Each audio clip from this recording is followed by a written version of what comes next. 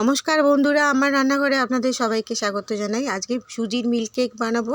খুব সহজ আর ঘরে থাকা উপকরণ দিয়ে কিন্তু এই সুজির মিল্ক কেকটা বানানো যায়। এখানে আমি এক বাটি মানে 1 কাপ মতন জল দিলাম, আর 150 গ্রাম চিনি, 1 কাপ জল 150 গ্রাম চিনি নিয়ে নিলাম। এই চিনির রসটা কিন্তু একদম পাতলা হবে, কোনো এক তার বা দু তারের হবে না, একটু চিপচিপি মতন চিনির রসটা হবে। আমার হয়ে গেছে, রসটা ফুটে গেছে। একটুখানি আমি দেখিয়ে দিই। এই যে দেখুন, একটু চিপচিপে হলেই হয়ে যাবে, এই যে একটু চ্যাটচ্যাট করবে ওই রকম হলেই হয়ে যাবে। আমি এটা পাশে রাখছি চিনির রসটা।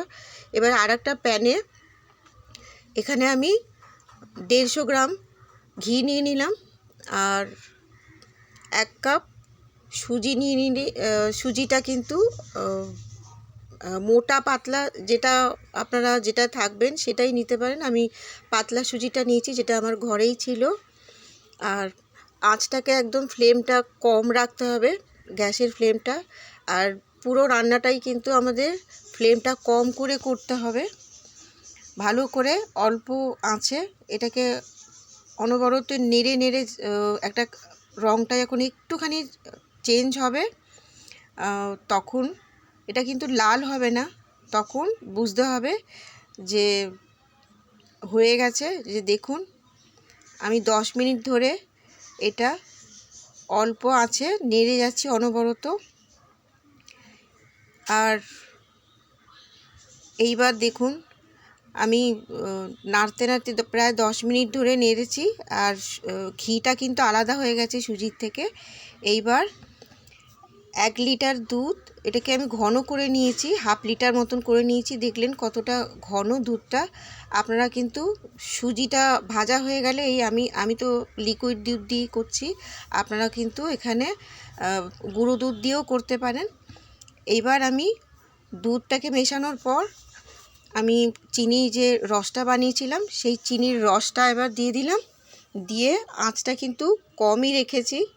আপনারা যদি গরম হয়ে যায় আপনারা এই সময়তে বন্ধ করে দেবেন, আগে মিশিয়ে নেবেন, আর না হলে কিন্তু ডেলা ডেলা হয়ে যাবে, তো তখন অসুবিধা হবে ওটা মেশাতে।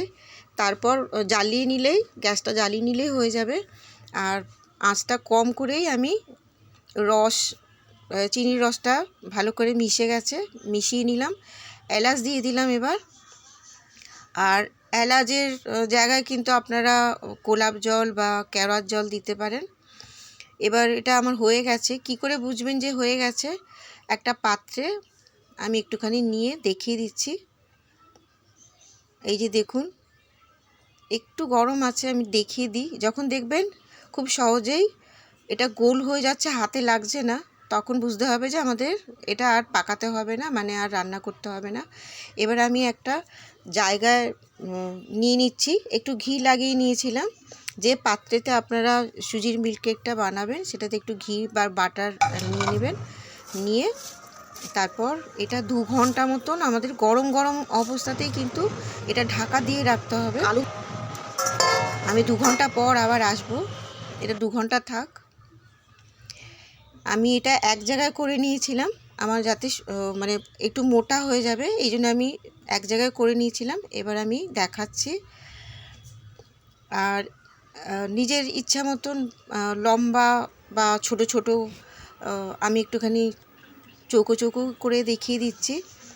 বন্ধুরা, আপনাদের এই সুজির মিল্ক কেক কেমন লাগলো কমেন্ট করে জানাবেন। আর ভালো লাগলে আমাকে একটা লাইক দিয়ে দেবেন, বন্ধুদের মধ্যে প্রচুর শেয়ার করে দেবেন। আর নতুন বন্ধু হয়ে থাকলে আমার চ্যানেলকে সাবস্ক্রাইব করতে ভুলবেন না। আর দেখুন, আমি একটুখানি ভেঙে একটু দেখিয়ে দেব যে কতটা নরম হয়েছে। কেউ বুঝবেই না যে এটা দুধ দিয়ে না, সুজি দিয়ে করা। এই যে দেখুন, বেশ নরম হয়েছে, একেবারে দোকানের মতনই লাগছে। আপনাদের কাউকে যদি না বলা হয় তারা কিন্তু বুঝবেই না। সামনেই লক্ষ্মী পুজো, লক্ষ্মী পুজোতেও আপনারা এটা করে দিতে পারেন, বা ঘরে গেস্ট আসলে তাদেরকে দিতে পারেন, খুব ভালো লাগবে। আর ভালো লাগলে লাইক